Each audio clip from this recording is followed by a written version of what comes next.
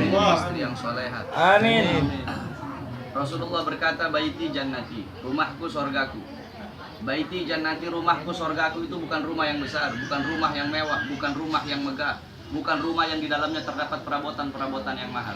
Baiti jannati, kata Rasul, rumahku sorgaku adalah suami yang taat kepada Allah, istri yang taat kepada Allah, suami yang soleh, istri yang soleha, istri yang ikhlas, yang sabar, yang wara', yang zuhud, yang qanaah.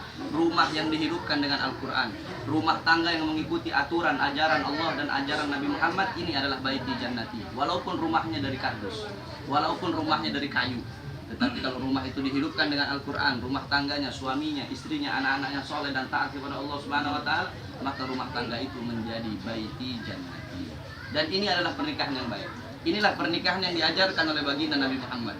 Sebab banyak di zaman sekarang, bukan hanya di kota-kota, bahkan di kampung-kampung, sesuatu yang baik tetapi dicampur adukkan dengan hal-hal yang buruk. Nikah pakai dangdut, pakai orkes.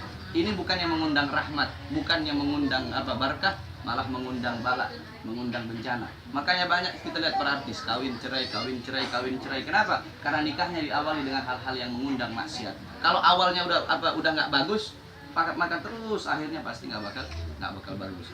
Wasiat saya bagi Upi dan calon istrinya nanti, jadilah kalian berdua suami dan istri yang taat kepada Allah. Seorang istri khususnya, seorang istri sekarang mempelai perempuan milik orang tuanya. Nanti kalau udah menikah, seorang wanita bukan lagi milik orang tuanya, tetapi sepenuhnya milik suaminya. Begitupun si Upi harus bisa menjadi imam yang baik, memberi makanan yang halal, memberi makanan yang berkah. Jangan sampai istri dikasih makan haram. Jangan sampai istri dikasih makan hal-hal yang didapatkan dari rizki yang tidak halal, dari nafkah yang dari nafkah yang haram. Sebab itu pun berpengaruh. Al-Imam Syafi'i, beliau punya ayah bernama Sayyidina Idris. Ini Sayyidina Idris, dulu beliau waktu masih muda, beliau duduk di samping sungai. Ketika beliau duduk di samping sungai, tiba-tiba ada sebuah apel. Itu apel hanyut dari sungai. Beliau ambil itu apel, beliau makan itu apel. Ketika beliau makan itu apel, baru beliau sadar, ternyata ini apel ada yang punya. Walaupun itu hukumnya syubhat, tapi pasti ada yang punya. Karena ini sungai ngalir. Beliau ikuti itu sungai, berhari-hari beliau ikuti sampai di ujung, beliau lihat banyak pohon apel. Akhirnya beliau tanya, ini yang punya pohon apel siapa? Oh, ini orang tua ini yang punya. Beliau datang, beliau bilang, Bapak, saya datang ke sini ingin minta halal buah apel yang jatuh ke sungai yang ngalir dan saya makan. Saya pengen minta halalnya, pengen minta ridhonya. Karena saya tidak mau barang yang subhat masuk, apalagi barang yang haram. Apa kata yang punya apel itu? Boleh, asalkan engkau harus kerja dulu berbulan-bulan di sini. Jadi ayahnya Imam Syafi'i, dia kerja di situ berbulan-bulan, macul, berbulan-bulan nanam. Hanya untuk apa? Hanya untuk minta halal dan minta ridhonya satu buah apel yang dia makan. Berbulan-bulan udah selesai. Akhirnya beliau bilang, sudah berbulan-bulan. Sekarang saya ingin pulang.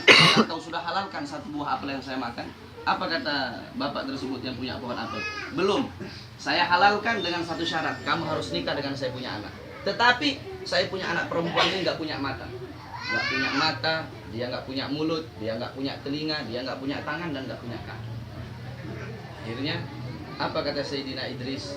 Walaupun dia nggak punya apa-apa, saya mau nikah. Yang penting kamu halalkan itu buah apel yang saya makan. Menikahlah beliau, Sayyidina Idris. Ketika beliau sudah menikah, beliau masuk ke kamar. Beliau kaget, ada seorang wanita yang sangat cantik dalam kamar.